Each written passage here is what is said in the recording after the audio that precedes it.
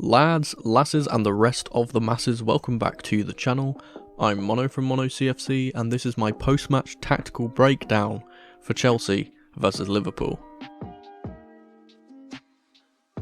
This is the series on the channel where I'll be reviewing every match of this season, pointing out where I think we went right and wrong tactically and what we could do to improve for the next game.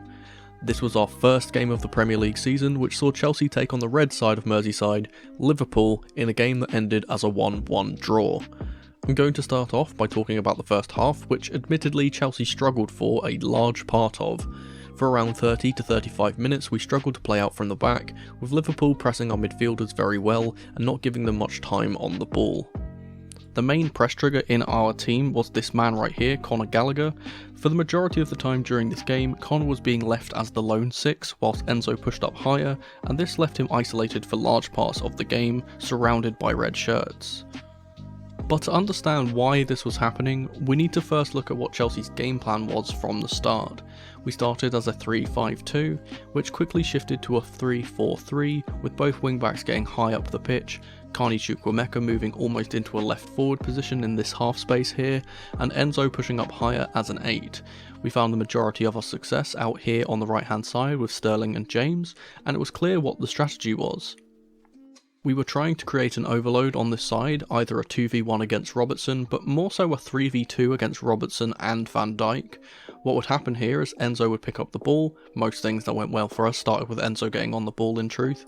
He'd play the ball wide into this right flank, and Robertson would go out there to match up with James. This is where the problems start to arise for Liverpool. It all comes down to indecision. Van Dijk is in a predicament here because he now has two players to keep an eye on.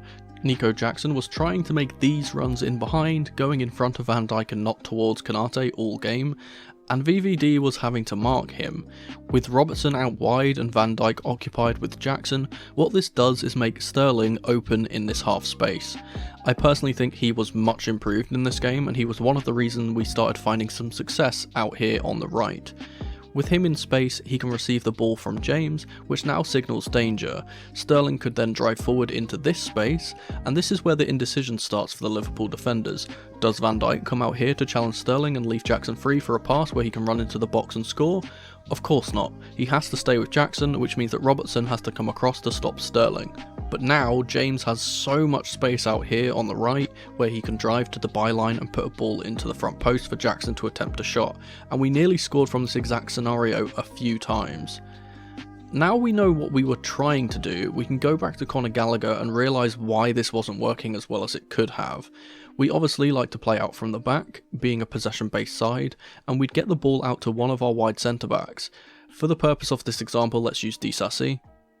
Conor would drop deep to collect the ball, and you can already see what's going to happen here against a team like Liverpool.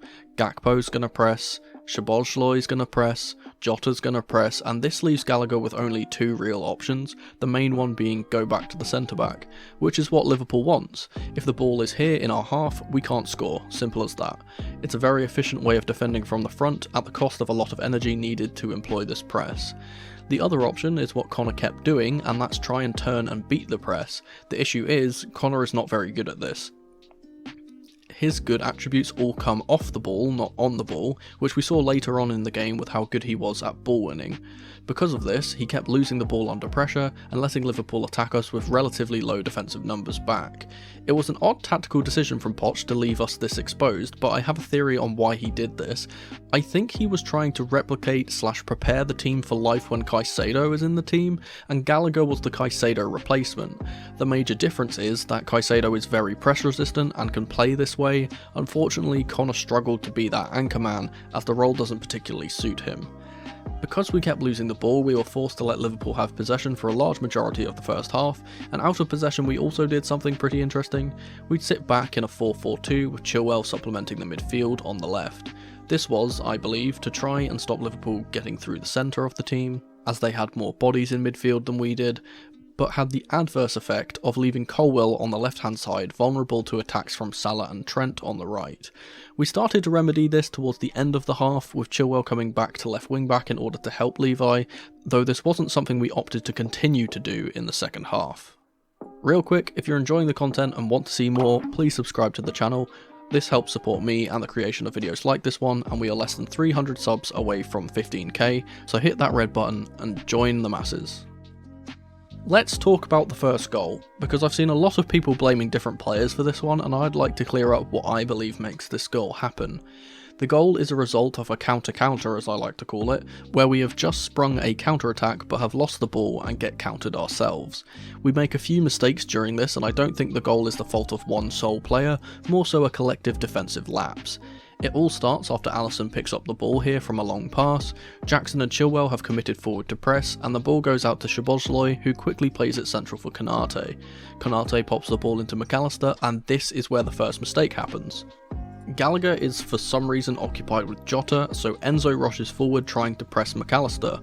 The issue is he doesn't commit to this press fully and gives McAllister enough time to get his head up and pick out a really good pass over the top to Salah. That's the first mistake. The second mistake comes from Colwill backing off and not showing Salah onto his right side. Everyone knows how good Salah's left foot is, and to just easily let him drift inside and pick out a pass is a big error. The third and final mistake comes from a miscommunication between James and Disasi on the right hand side. Because of us playing a back three, Disasi has been marking Diaz for the majority of the game, and James's opposite number has been Robertson, not Diaz.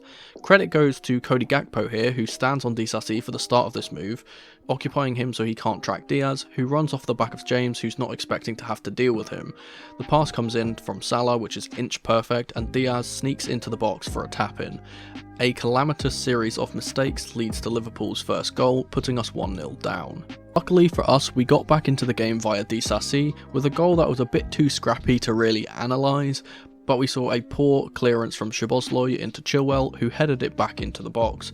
Trent, in typical Trent fashion, loses his marker at the back post, and Disasi does what he does better than almost every centre-back in Europe, slots the ball home for an equaliser.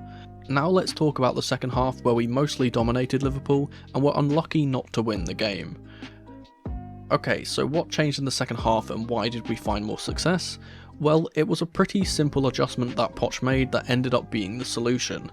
Instead of forcing the ball through the centre with Gallagher, we opted instead to play these long passes from the backs to the wings and bypass the centre of the pitch unless it was absolutely necessary. Gallagher was instead tasked with being a ball winner, with most of his duties being off the ball defensive actions rather than getting onto the ball and impacting play that way. He made some phenomenal tackles and interceptions in this game and was one of the highest rated players overall in the match, despite having a shaky start in the first half. On the odd occasion that we did opt to play through the centre, the ball would go to Enzo instead, who is much more comfortable on the turn. He would then play the ball out wide, usually to James or Sterling on the right. We had more of a focus on getting the ball to the left though for the majority of the half, attacking Trent Alexander-Arnold's side, with Chilwell and Chukwuemeka combining very well over there. We also opted to feed Jackson in the channels a lot more, allowing him to hold up the ball until reinforcements arrived. Once we had the ball out on the wings, we would do the same things that we did in the first half to great success, double up on the fullback and get our wingbacks into areas where they could whip in crosses into the box. The reason why this was working was that it allowed us to play through, or rather over, the Liverpool press, taking away their biggest strength. Our centre-backs and Sanchez would play slow, wait for the forwards to press the ball and then play the ball long, bypassing the attack and midfield. This was especially potent because Liverpool were for large parts of the second half opting to sit back and try and hit us on the counter, and gave our backline the time and space to get their heads up and pick out passes. Unfortunately, this didn't lead to any goals because, to their credit, Liverpool defended the final ball very well and Alisson made a few decent saves. Like I spoke about in the lead-in, crosses into the box were always going to be a challenging way of attacking, with Van Dijk and Konate being so aerially astute, and the crosses needed to be inch perfect in order to cause them any major issues.